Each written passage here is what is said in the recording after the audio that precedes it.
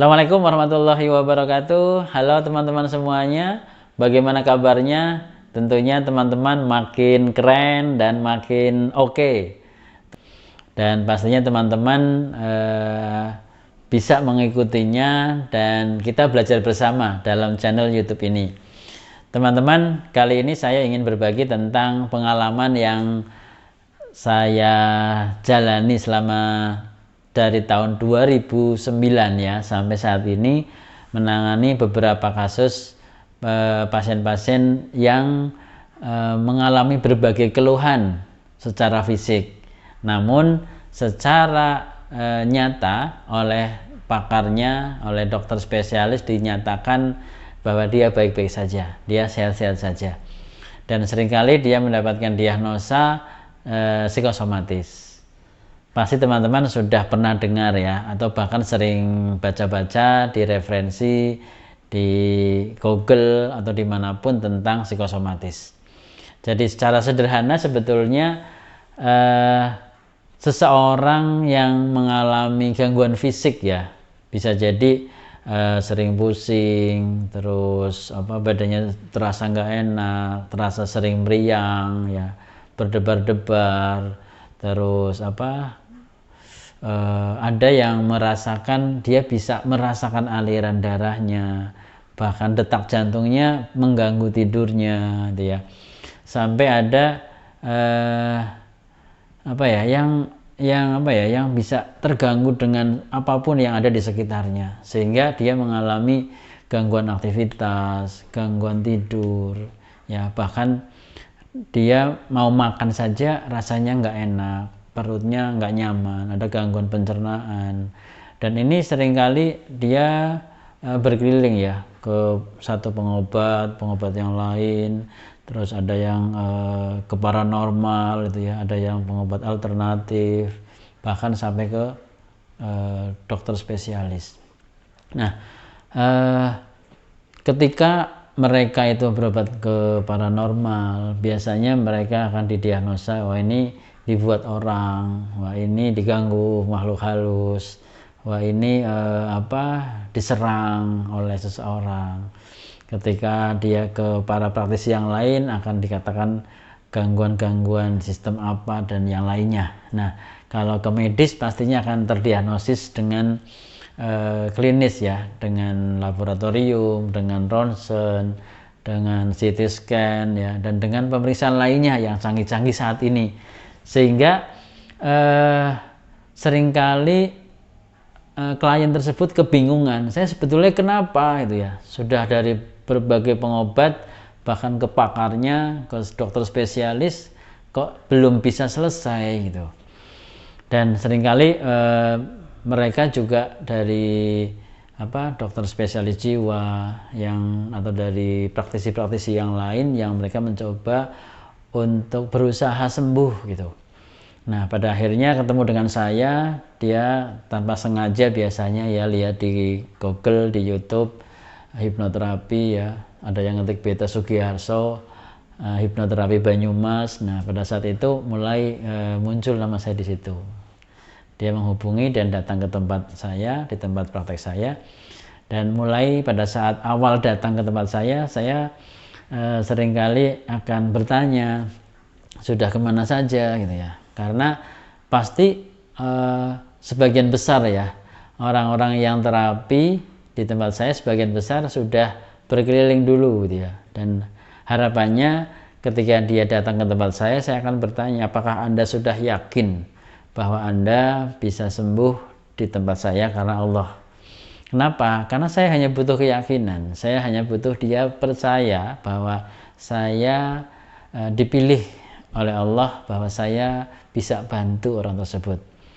Dan pastinya ketika dia sudah percaya dan yakin, maka saya akan lebih mudah untuk membantunya, karena kepercayaan mereka untuk bisa terbantu dengan terbaik dan optimal di tempat saya ini sebagai modal utama.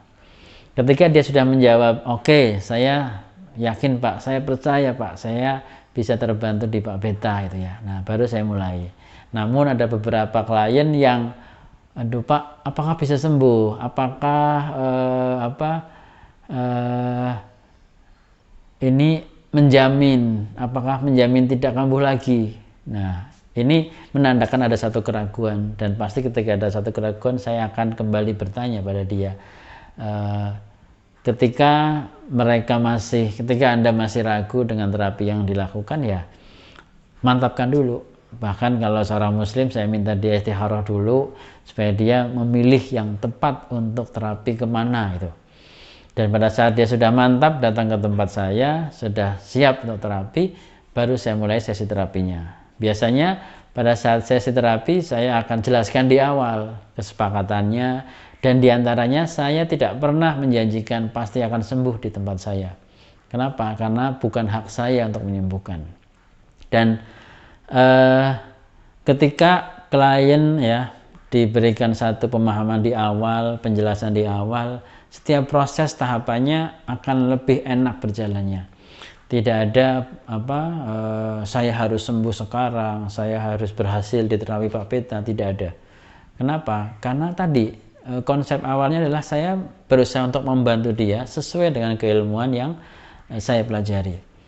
Ketika disepakati di awal, maka saya baru mulai sesi terapinya. Biasanya saya bagi menjadi beberapa sesi. Ada yang mengambil 6 sesi terapi, ada yang mengambil 12 sesi terapi. Biasanya saya mulai dari asesmen awal, dari pengkajian awal. Sekiranya persoalannya lebih simpel, saya buat 6 sesi terapi. Diawali dari pengkajian ya, saya harus menggali sejauh mana persoalannya, dan saya harus menemukan inti dari persoalannya, struktur dari persoalannya. Kalau dalam bahasa NLP, saya harus mendapatkan belief and value-nya, ya, keyakinan dan nilai yang ada dalam dirinya. Nah, sesi kedua baru mulai saya lakukan terapi tahap demi tahap, dan pada akhirnya di tahapan evaluasi. Yang ini nanti akan bisa kita lihat awal sebelum terapi seperti apa dan setelah terapinya. Ada juga ketika persoalannya begitu mendalam ya, begitu rumit ya, seringkali saya buat jadi 12 sesi. Nah, ini sebetulnya sangat tergantung dari kebutuhan klien tadi ya, sesuai dengan hasil pengkajian yang saya lakukan di awal. Nah, setelah adanya kontrak itu, saya mulai lakukan sesinya pada hari itu juga. Ketika klien sudah siap untuk terapi, saya mulai sesinya. Dan klien ketika sudah berniat untuk memulai sesinya, dia akan saya minta untuk duduk di tempat terapi senyamannya, serileksnya, dan saya mulai lakukan beberapa teknik ya, diantaranya hipnoterapi. Ketika hipnoterapi belum memungkinkan, juga saya lakukan teknik-teknik yang lain, misalnya teknik change belief ya, mengubah keyakinan negatif menjadi keyakinan positif. Atau ada juga dengan objek imagery ya, dengan mengimajinasikan objek yang dia rasakan saat itu. Nah, contohnya seperti ini. Yang ini yang paling gampang sekali ya, bisa dilakukan oleh teman-teman semuanya di rumah. Bagaimana cara ngatasinya ketika merasa ada rasa debar-debar yang nggak jelas di sini. Nah, seringkali orang mengatakan, Pak, saya merasakan rasa yang nggak nyaman dan debar-debar. Maka saya akan bertanya, rasa itu ada di mana itu? Dan pada saat dia mengatakan rasanya ada di daerah sini, Pak. Baik, sekarang kamu boleh seolah melihat rasa itu di daerah itu tadi, dan berilah perbedaan bentuk dan warna ya dari rasa itu. Nah, dari cara ini seringkali orang, maksudnya gimana Pak gitu ya. Nah, sehingga ini yang saya seringkali butuh pengulangan dan butuh menjelaskan, maksudnya seperti ini, bahwa Bapak atau Ibu boleh seolah melihat diri sendiri, dan ada tadi ya perasaan tidak nyaman, debar-debar itu di area mana. Kalau tadi di area dada ini, berarti buat seolah ini ada garisnya, ada batasnya. Buat perbedaan antara daerah yang debar-debar dengan daerah yang sehat yang lainnya, sehingga seolah ada garisnya, dan mungkin malah bisa jadi ya diberi warna yang jelas. Nah, setelah itu saya minta dia untuk pegang daerah itu, misalnya di sini misalnya. Dengan dua tangan dia pegang, dan dia mulai pegang, dia masukkan tangannya ke dalam dan rasakan bahwa benda itu yang tadi dikatakan oleh dia debar-debar tadi, itu dipegang erat dan perlahan dia keluarkan. Nah, saat mengeluarkan benar-benar terasa atau tidak? Dia merasakan ada sesuatu yang bergerak dari dalam dirinya atau tidak sama sekali. Nah, ini salah satu kunci ya, apakah terjadi connecting feeling ya, apakah terjadi connecting ya, keterhubungan antara imajinasi kita, antara rasa ya, dan karena ketika ada keterhubungan ini, keberhasilannya akan lebih signifikan ya, dibanding hanya dia imajinasi tanpa dia merasakan, dia seolah ngeluarin saja gitu. Pada saat dia imajinasikan dan dia rasakan benar-benar dan dia yakini bahwa ini adalah benda yang mau dia keluarkan dari dalam dirinya, ini akan sangat efektif sekali bekerja. Ketika dia pegang seperti ini, dia keluarkan bendanya dan dia seolah-olah bisa benar-benar merasakan bendanya ada di tangannya. Dan pada saat benda ini keluar ada di tangannya, otomatis dalam dirinya, di dadanya, di lokasi yang tadi terasa benar-benar berbeda. Bisa jadi lebih ringan atau lebih lega. Nah, sekarang terserah dia mau apakan benda ini. Mau dibuang, terserah, tinggal dia buang jauh-jauh dari dirinya.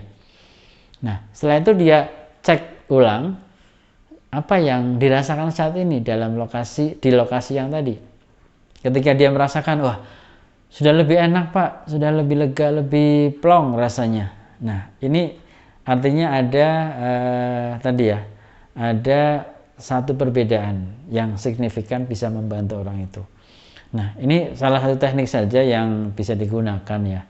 Kalau saya sering menyebutnya objek imagery, atau banyak ilmu lain yang menyebutkan lainnya juga bisa jadi ya. Namun dalam keilmuan yang saya sampaikan ini tadi imajinasi yang kita munculkan ya dijadikan suatu objek ya, dan kita manipulasi mau diapakan, dikeluarkan atau mau dibuang atau mau dikecilkan atau mau dibesarkan. Nah, kalau sudah tekniknya nanti mengecilkan, membesarkan, mengubah bentuknya, mengubah suaranya, mengubah rasanya, nanti tekniknya berbeda ya, namanya mapping across ya, atau submodality mapping across lebih lengkapnya. Baik teman-teman, itu sedikit tadi ya pengalaman yang sering saya lakukan, dan alhamdulillah pasien-pasien yang saya tangani juga bisa merasakan manfaatnya sampai saat ini, dan mudah-mudahan teman-teman semuanya bisa melakukannya, bisa mempraktekannya, dan pasti saya sangat senang sekali untuk terus berbagi untuk kebermanfaatan bersama. Dan ingat ya, subscribe, like, and comment di channel ini benar-benar sangat menjalin hubungan interaksi kita ya, hubungan silaturahim kita, supaya kita terus bisa berbagi, bisa diskusi, dan pastinya menuai kemanfaatan. Baik teman-teman semuanya, demikian, terima kasih. Ketemu lagi di channel saya dengan Peter Sugiharso. Salam sehat, salam luar biasa. Assalamualaikum warahmatullahi wabarakatuh.